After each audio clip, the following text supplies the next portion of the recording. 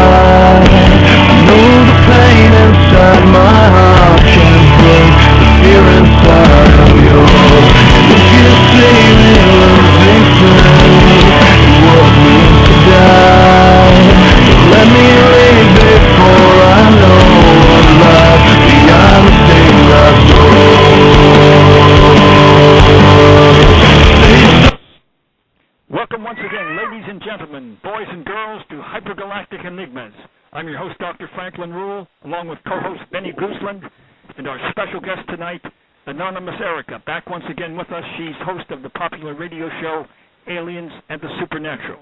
And our topic tonight, do vampires exist? But first I want to ask a trivia question, multiple choice. In which country was author Bram Stoker, who created Dracula, born?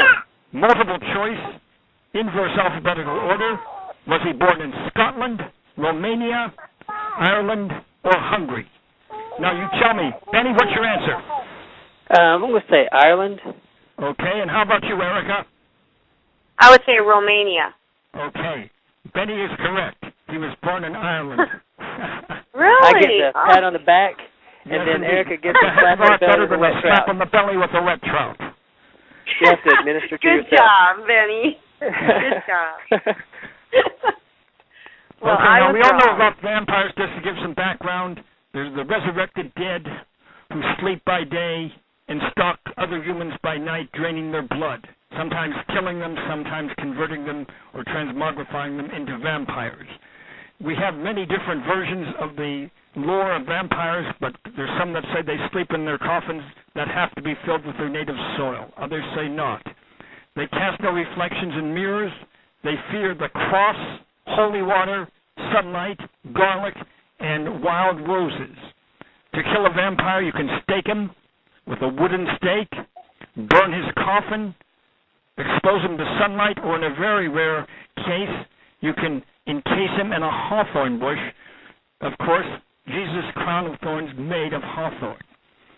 The legends of vampires date back thousands of years if we consider individuals who were simply draining blood, not necessarily your typical vampire wearing a black cape. For example, in India, they had the Vitalas, and of course, in ancient Rome and Greece, there were several of them, such as Zampusa, Lamia, Sturgis, and the Vervalica.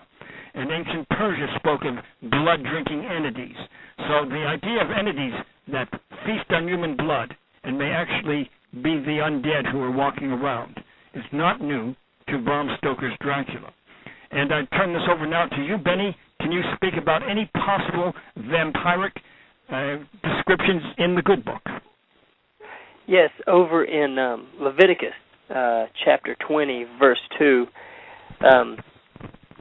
it says, "Again thou shalt say to the children of Israel, whosoever he be of the children of Israel or of the strangers that sojourn in Israel, that giveth any of his seed unto Moloch, he shall surely be put to death. The people of the land shall stone him with stones." Now Moloch is an owl statue, and you see this in Bohemian Grove of the Bohemian Grove group. Today it's like a secret society in Sonoma County, California. Now Moloch in the Bible days, and even still today, what they did was it was like a form of birth control. But what they would do, they would take their babies and they would cast it into the fire of Moloch, this owl, statue. They would put their babies in this fire. And so they wouldn't have to hear the screams of the babies. They would bang on drums just to overpower these sounds. Now, how this relates to vampires is with everybody talking about the reptilians and things. The reptilians, they have to have blood. They love to eat flesh, and some even say that they love to eat babies.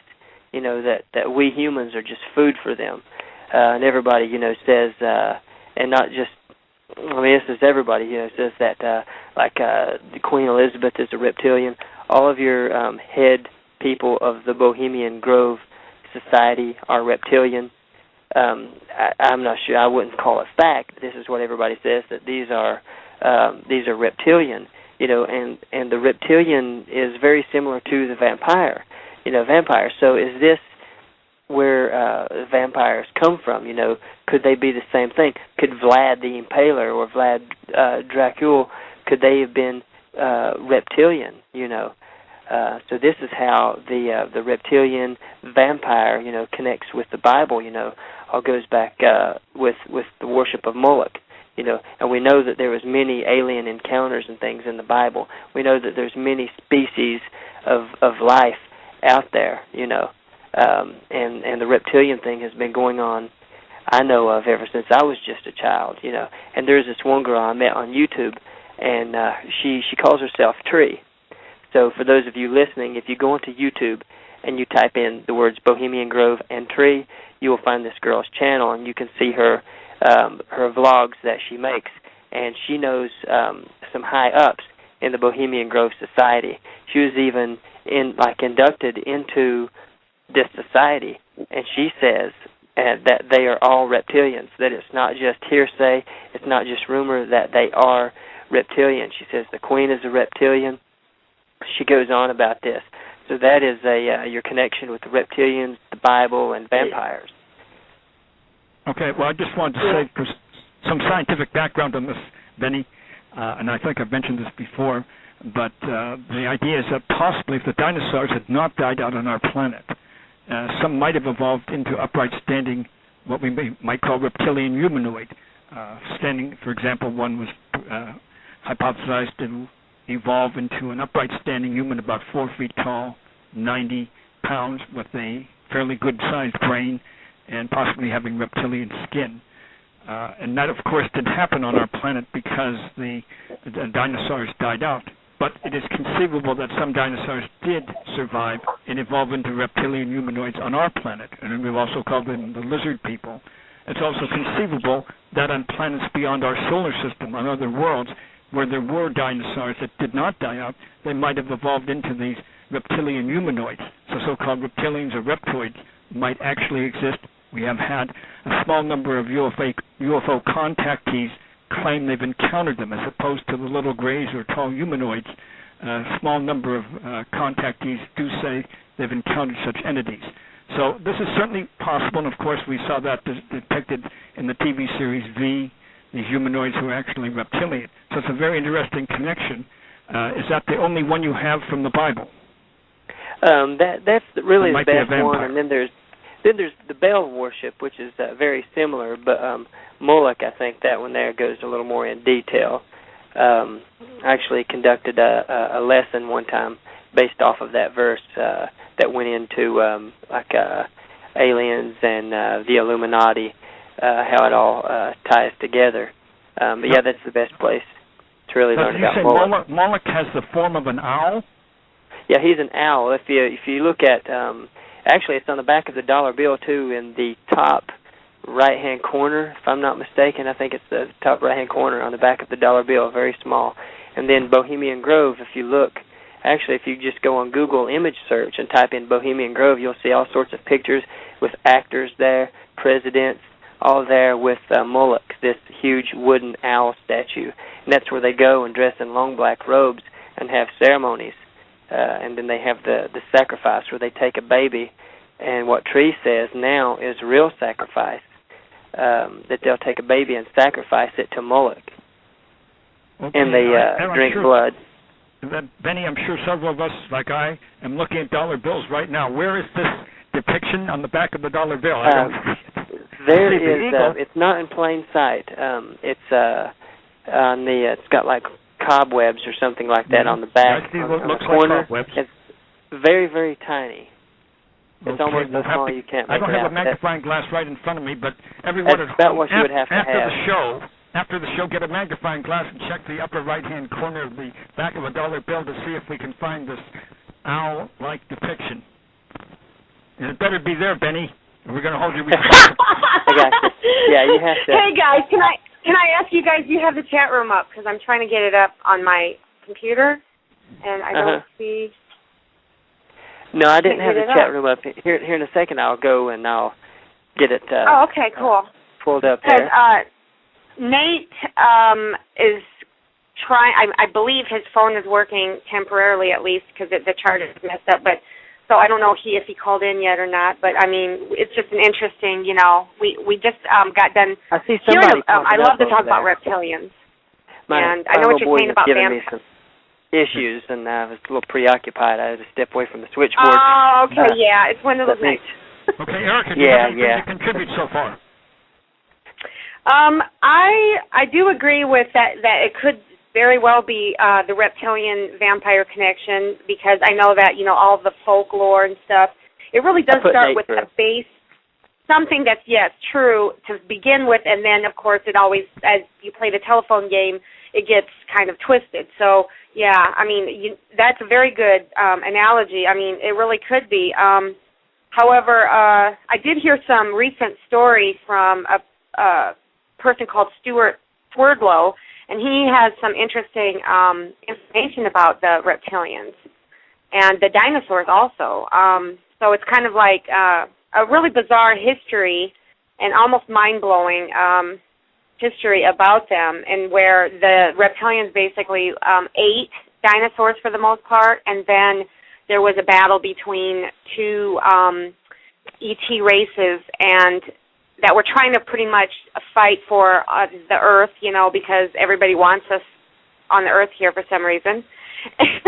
To make a long story short, the other ET race, which is from Lyra, actually destroyed their food source, which was the dinosaurs, because the reptilians use dinosaurs as their, cattle, for so to speak, and now they pretty much have to go for humans. That's kind of the story where it leads.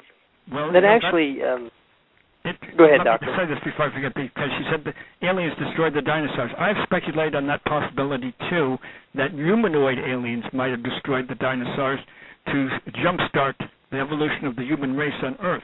And one reason, because the asteroid that struck 65 million years ago hit a gypsum deposit. Only 1% of the Earth is covered by gypsum. And then the Chicxulub crater off of Yucatan, that's where you found gypsum. And the fact is that the resulting impact caused trillions of droplets of sulfuric acid to rise into the atmosphere, each acting as a tiny mirror reflecting impinging sunlight back into space and cooling the Earth. It's sort of called the nuclear effect, the nuclear winter effect, that lasted 10 years and made it the worst possible spot for that asteroid to have hit in terms of the dinosaurs. Because if it had hit elsewhere, they might have had a chance to survive, at least in some cases. But it looks as though it was more by design than accident that it struck there. So that's an interesting tie-in with your thought that aliens destroyed the dinosaurs. Okay, yeah, because, there's a lot of interesting stuff that can almost support that, which, of course, I don't know much about, but I'm sure you would obviously know more, where it's sort of like just evolution of how the Earth became to be.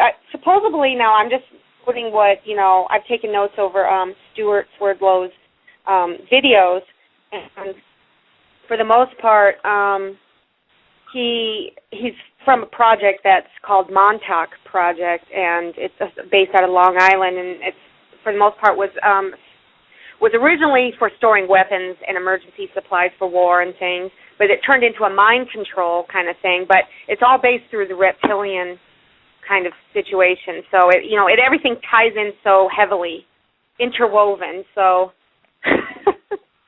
talking vampires, there's so much, so much to go into it. And oh yeah. But yeah, they also, I heard about the reptilians. They get. I've heard that. Okay, well, the reason that they ingest blood, or periodically may ingest blood, is because they have to shapeshift if they're 50% reptilian and 50% human. They can shapeshift into